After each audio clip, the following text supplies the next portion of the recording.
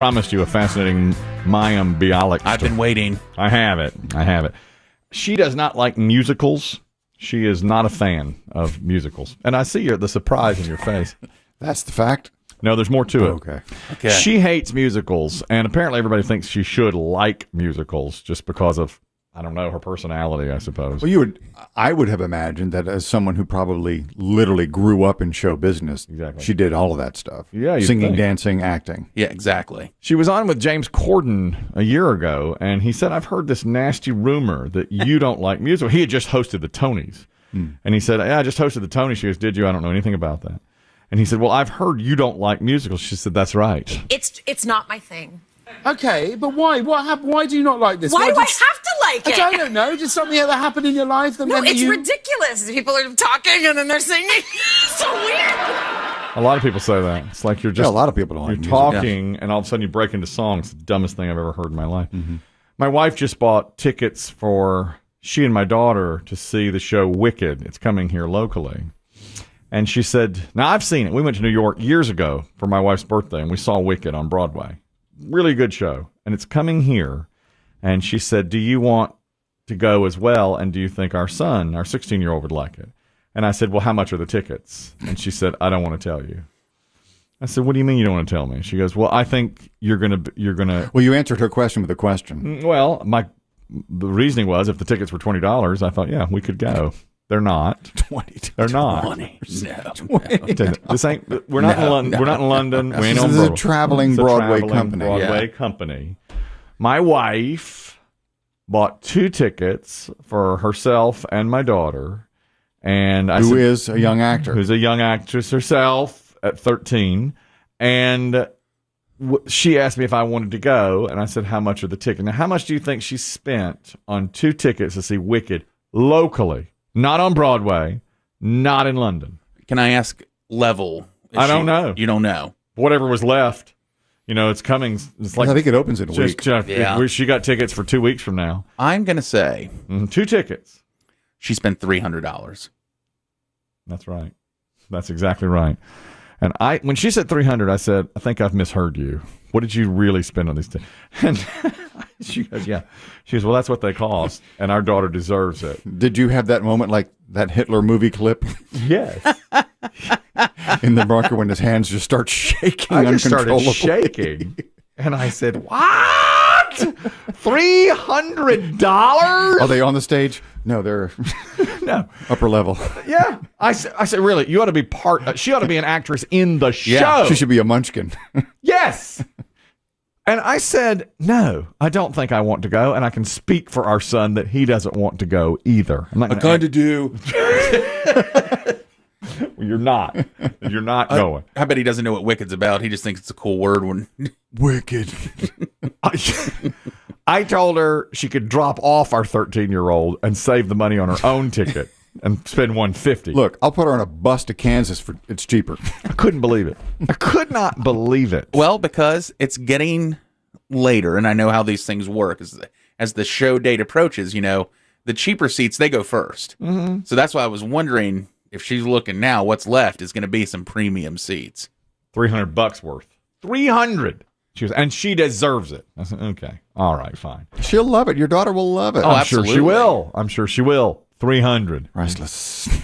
300. We're getting the meet and greet. And yeah.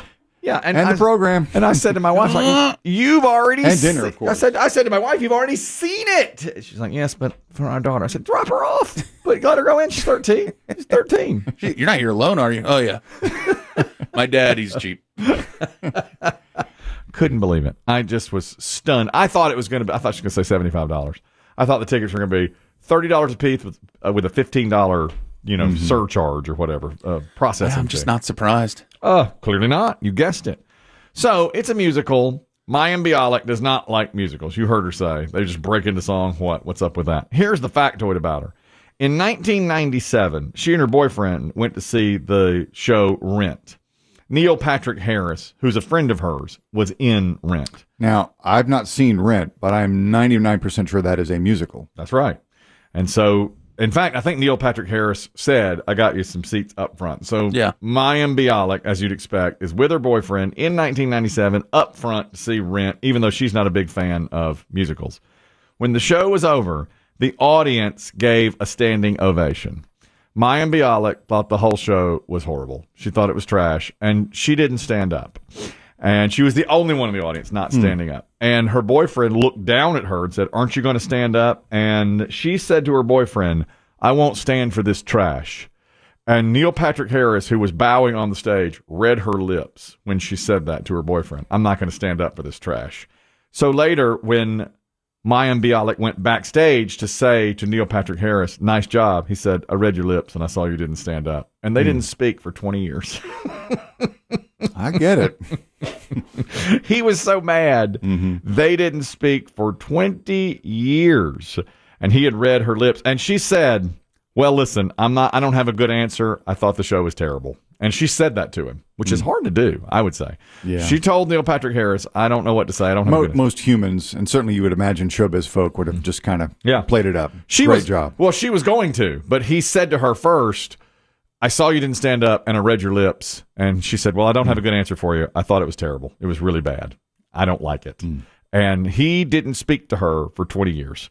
Finally, she had later, like on talk shows, told the story and said, I really feel bad about it. And so he forgave her and sent her flowers, and they're good now. But for 20 years, she lost a good friend because she didn't like his product or what he did, which I think that's on him to me. I mean, it's like, I mean, no one's just because you bring someone to something doesn't mean they have to. I mean, I guess social contract is you do kind of fake it. Yeah, if you're the guest in the front row, well, like I said, you normally would play along. Well, and she was going to fake it backstage. Now, she didn't stand, and she did say, I won't stand up for this garbage. But she was going to tell him back. She didn't know he was reading her lips from the stage. Probably sat there with her arms folded the whole night. Yeah, it was awful. Oh, God, they're singing again.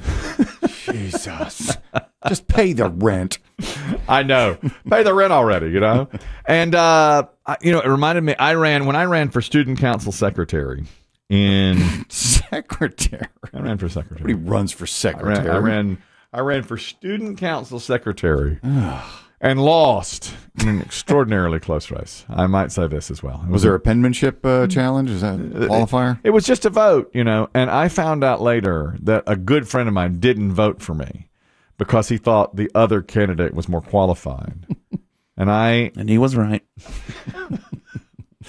I'm ashamed. Didn't speak to him for 20 years? I haven't spoken to him since. I'm ashamed to say I held that against him and said, how dare you? Not voting for this trash. And the woman who won, the young lady who won, is now actually on Broadway. She won. She is. She was a she was a great secretary, and then she went on to do like better actor. Yeah, musical theater, all those things, and now she's on Broadway. Dr. Ed, you're talking about Rent. Go ahead. Yeah, my wife and I probably seen upwards of 20 plays, Broadway, New York, London. Rent is the only one we ever walked out of in the middle of. It's terrible. Really? Wow. Yeah. But it was a huge hit. I think, I don't know, maybe they're smoking dope or something when they're watching it, but it's terrible. Okay. You're just talking your language, Kelly.